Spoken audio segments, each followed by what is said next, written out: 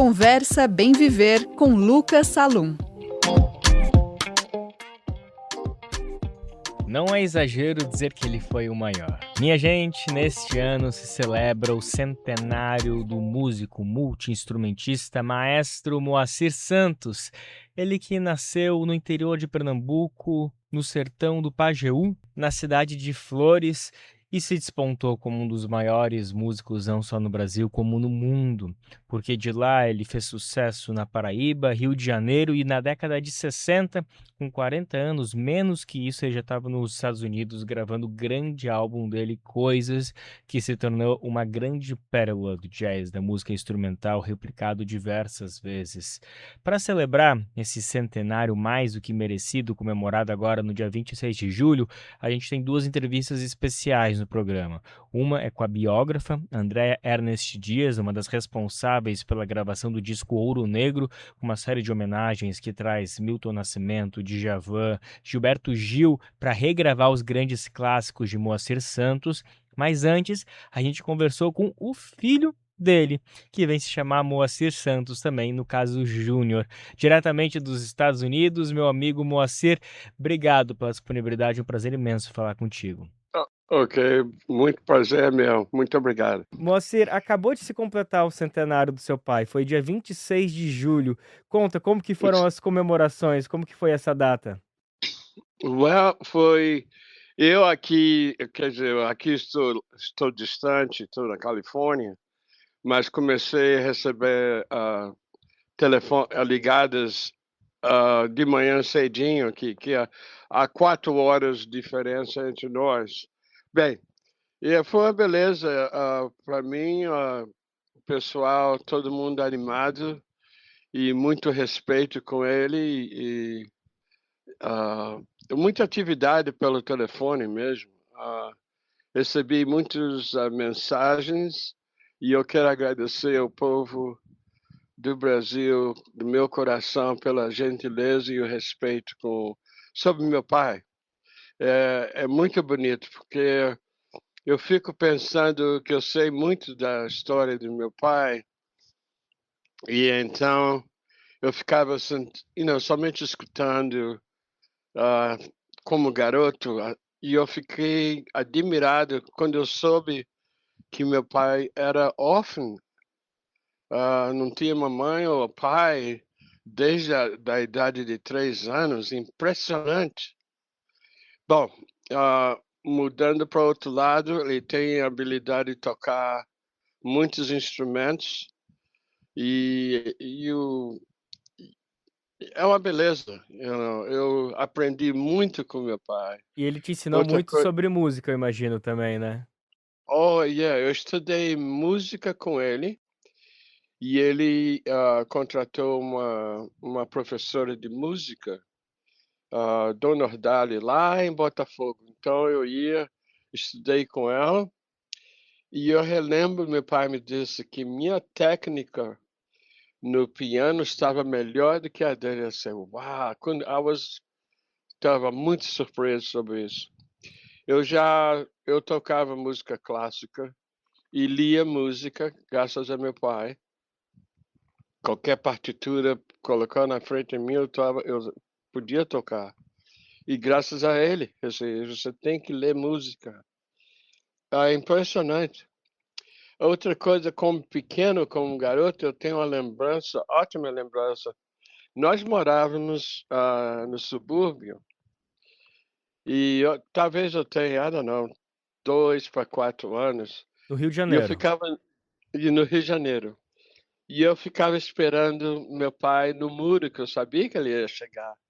Aí ele me dava um alô, ia direto para casa, tirava dentro de casa, dava um beijinho na minha mãe, tirava a gravata, o terno, e ele pegava, por enquanto mamãe ajeitava o nosso jantar, ele dava uma volta comigo de bicicleta. Impressionante. Toda vez, chegando em casa, eu estou no muro esperando para ele. É o meu rei, tá chegando. E Moacir, Ah, nessa casa, diga. quando tu era pequeno, tu era muito bem frequentada, né? Vinícius de Moraes, Baden Powell, toda essa turma ia nessa casa do Rio, não ia? Não, na primeira essa casa que eu dei o exemplo, não. O pessoal frequentava quando nós morávamos ali, ah, como é o nome da rua? É na rua ali da Taberna da Glória, eu Mendes Campos, Sei. que chamava antigamente Beco do Rio. Ah, ali sim, ali a casa sempre cheia, Baden, Vinícius, ah, todo mundo ali, eles compondo music. E eu era o garçom, que meu pai às vezes dizia, pedia, Nissinho, faz um salgadinho aí. Aí pronto, eu vinha para a cozinha, minha mãe fritava camarão, fazia uns bolinhos de queijo, uns salgadinhos para eles. E eu, que era o garçom, levava na bandeja e servia o pessoal lá na sala. E Era essa uma. Diga. Não, eu só queria saber se essa turma toda continuou visitando vocês 2, a família toda nos Estados Unidos depois que vocês se mudaram ou perdeu contato? Não, o contato diminuiu, pouca gente vinha aqui, veio aqui. É impressionante. E uma coisa importante que eu notei, meu pai nunca não reclamava da vida. É uma pessoa que geralmente, facilmente fala sobre a vida, mas ele não reclamava da vida. E me ensinava as coisas, como eu devia fazer. Ele me dava a escolha, right or left, para eu tomar a decisão. Moacir, Yeah. outra coisa que eu Hum, ficava pensando agora, que hoje a gente tem nos Estados Unidos um presidente que ele é completamente anti-imigração. Fica pensando um pouco na sua cabeça, tu reflete um pouco que talvez se existisse esse tipo de política justamente na época que o seu pai foi para os Estados Unidos, talvez ele nunca pudesse ter entrado nesse país e construído toda a trajetória dele? provavelmente que não. Eu não gosto desse presidente não. Ah, aqui. É, é, um- é uma. Eu não sei como é que ele conseguiu ser o presidente mais uma vez. O cara tem muito dinheiro, mas não vale nada, um centavo. Ele se aproveitou de mulheres e até uma delas, um modelo, como é que é? Sue, eu não sei dizer Sue em português, demand. Eles foram à corte. Ele teve que pagar US$ 300.000. Isso já faz anos, o povo Ah, esquece. subornou, sim, entendi, exatamente. Yeah.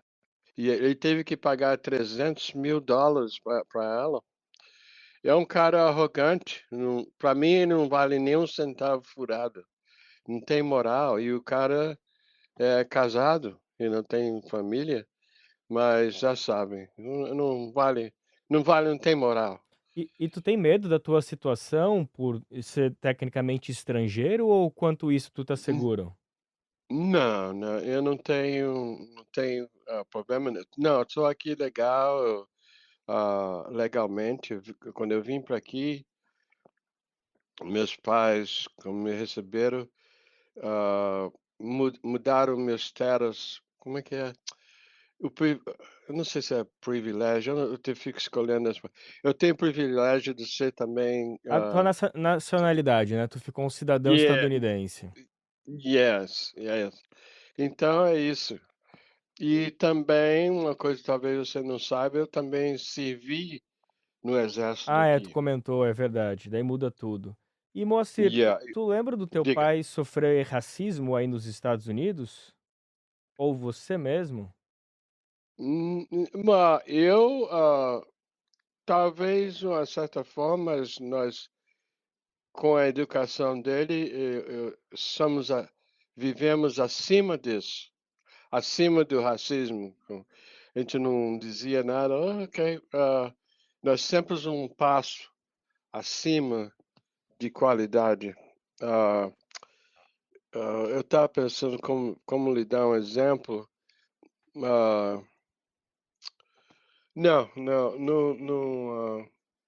não temos. Nós vivemos, graças à educação dos meus pais, ah, que eu tive e me prepararam para eu viver acima desses problemas. Eu é isso, e eu como também eu consegui sucesso na carreira militar, aí pronto, muda tudo a história, a minha história também.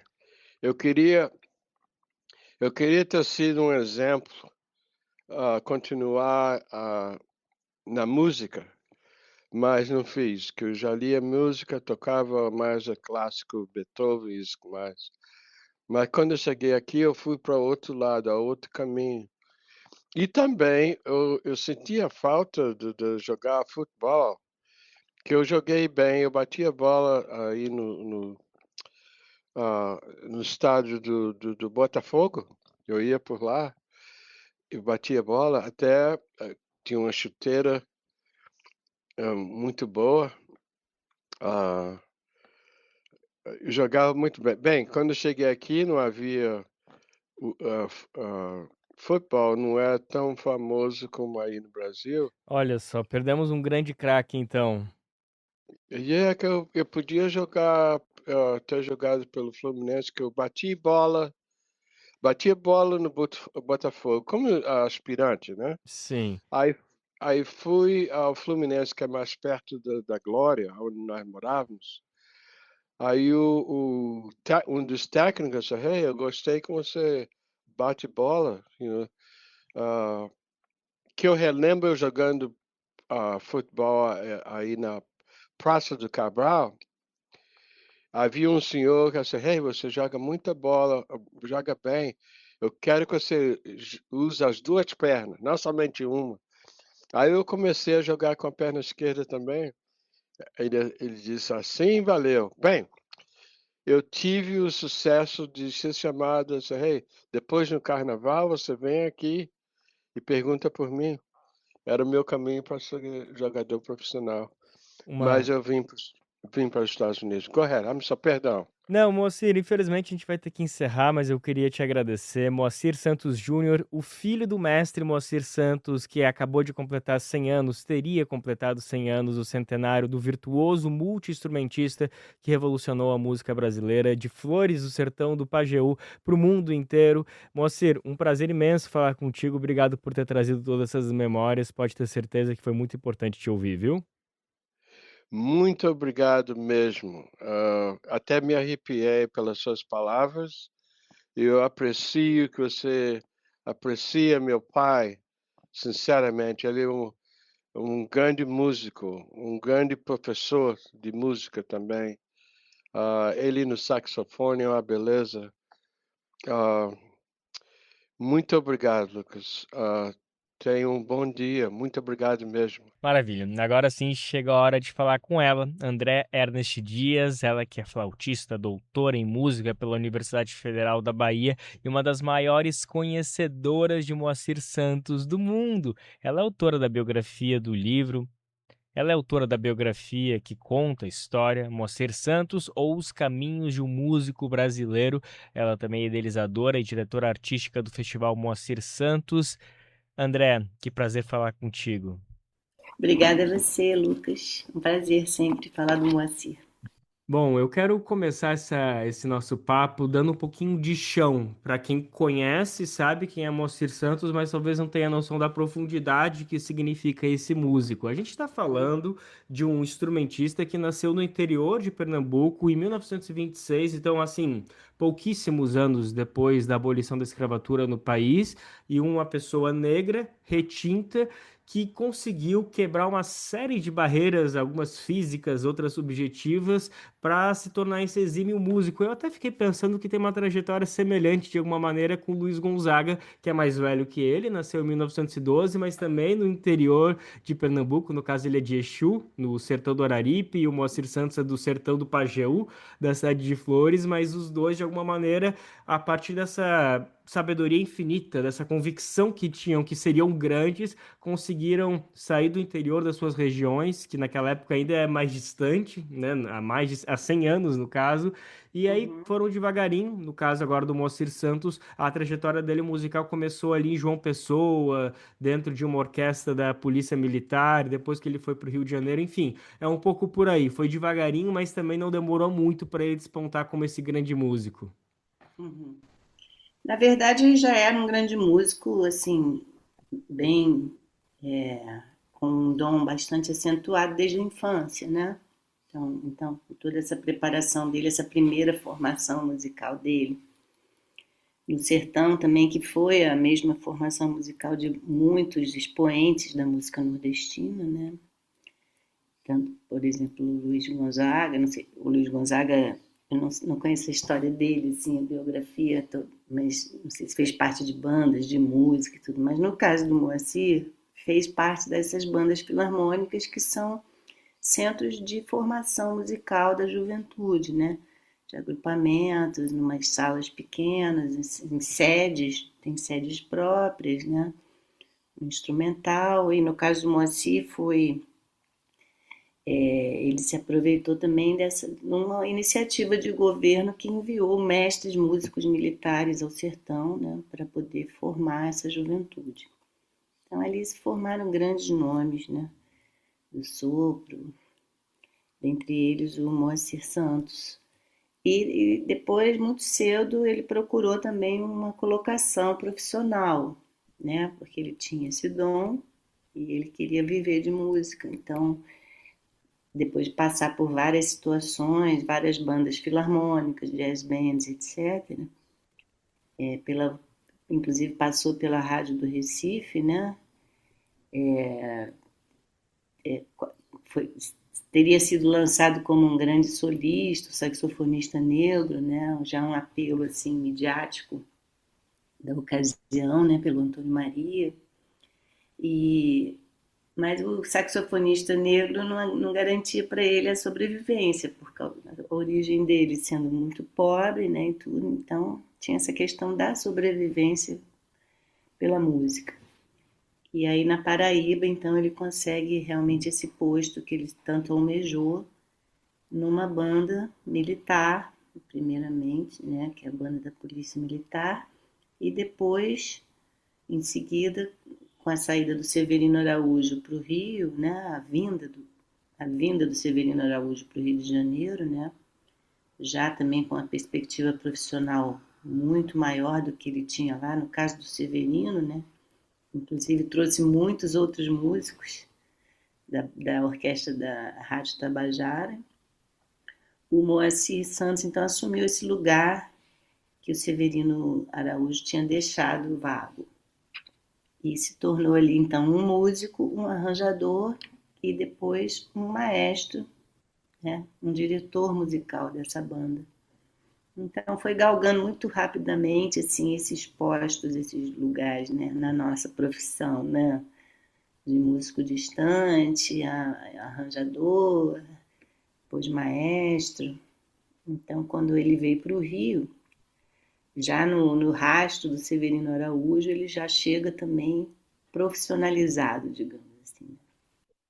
E aí ele chega no Rio como um dos grandes nomes da música naquele momento, já vai se filiando a nomes que estavam naquele momento também se construindo numa carreira, numa trajetória nacional, como Vinícius de Moraes e por aí vai. E aí vem a saída para os Estados Unidos, né? De certa forma precoce, ainda na década de 60. O que que motivou ele ao ir para os Estados Unidos e de fato se estabelecer por lá? É importante dizer que o Moacir chega no Rio, na Rádio Nacional, e ali é o ambiente profissional, o grande mundo profissional da música, né? Ele não vem pensando numa carreira, assim, né? Porque ele vem seguindo, quer seguir uma vida profissional, né? Isso que eu gosto de distinguir muito, assim, você estabelecer uma carreira, como se você planificasse a sua vida, a sua trajetória e vou cumprir esses passos, né? Não que ele não tenha feito isso, porque ele também, partir de um determinado momento, ele se tornou um cara metódico realmente e quis isso. Ele quis se tornar um maestro, né? Mas ele cumpriu, né, essa função de músico instrumentista, nas orquestras da Rádio Nacional, nas orquestras de dance. Ele fez a trajetória de muita gente, né, como instrumentista. Depois ele se deu conta, o ambiente da Rádio Nacional deu essa abertura para ele, de uma nova dimensão da música, digamos assim, né, uma dimensão orquestral, por causa da atuação dos grandes maestros, dos grandes arranjos sinfônicos, né, a situação toda dele ali como músico, ele começou a perceber que ele podia e gostaria e alcançou o lugar que ele queria, que era de ser um maestro também, né? Mas com uma determinação muito grande, um esforço de aprendizado muito grande, né? Ele se aliou, ele foi discípulo do Guerra Peixe, do Kohlreuter, do Claudio Santoro, do Radamés Inhatali, pessoas que tinham tido uma formação erudita, e ele então foi atrás desses mestres. Paulo Silva, ele estudou com vários mestres ao mesmo tempo, para ter diversas opiniões, assim, e para ele, a partir dessas diversas opiniões, formar a própria opinião dele, o próprio estilo, né? E foi o que aconteceu. Então, a partir da década de 60, ele já é o Moacir Santos, aclamado pelo Vinícius de Moraes, já tinha parcerias com o Vinícius, né?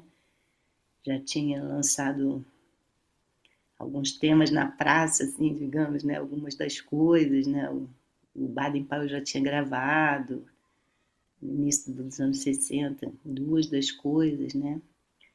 E aí foi isso. A partir de então ele já era um nome muito respeitado, né?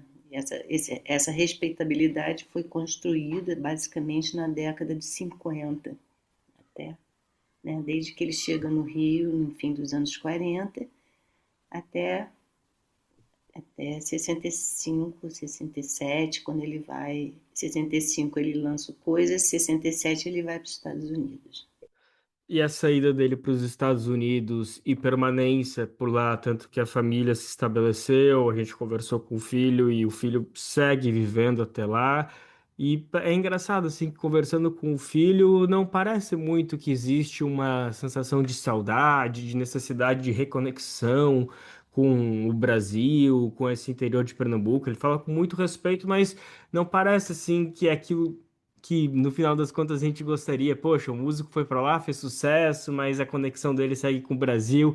Eu queria te ouvir um pouquinho de como que foi essa mudança do Moacir Santos para lá. Ele foi, claro, por uma questão de projeção, de realizar o sonho dele, de estar em um mercado mais ativo, mas ele não sentiu necessidade de voltar para o Brasil? Ele se estabeleceu por lá e seguiu trabalhando bem? Como que foi isso? Bom, ele foi aqui num momento também que a classe musical tinha sido muito atingida, né, pelo desmonte das rádios públicas, né, principalmente pelo desmonte durante o golpe militar, né, as estruturas públicas foram todas muito abaladas culturalmente, né, a Rádio Nacional também foi extinta, né, não foi extinta, os grupos estáveis, né, foram extintos, os músicos ficaram meio à deriva, assim, né?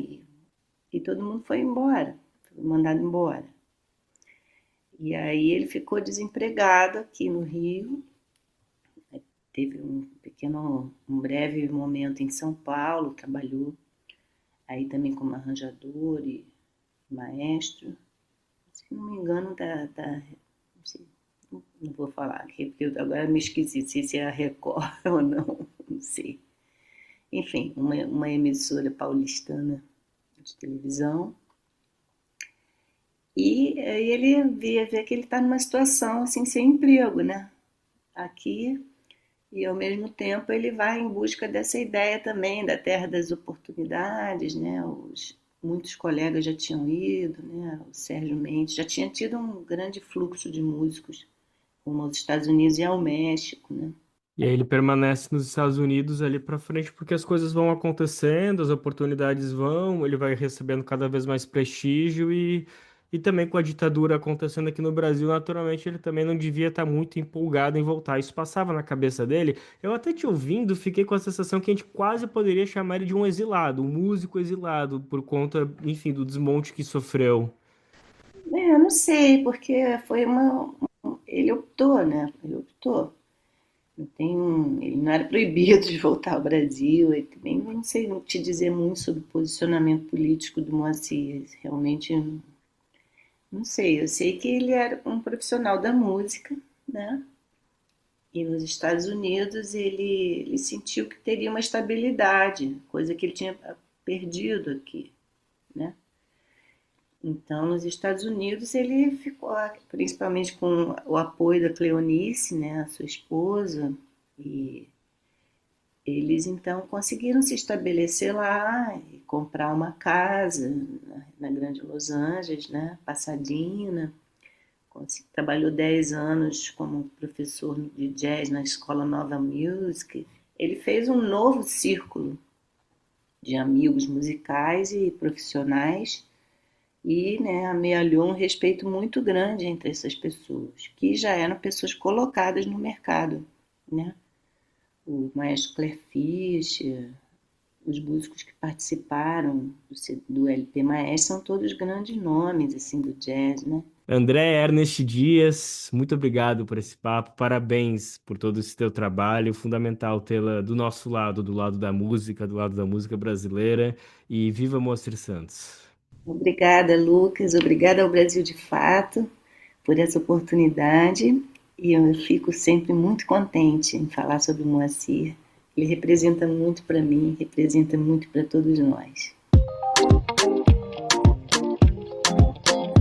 Conversa Bem Viver com Lucas Salum.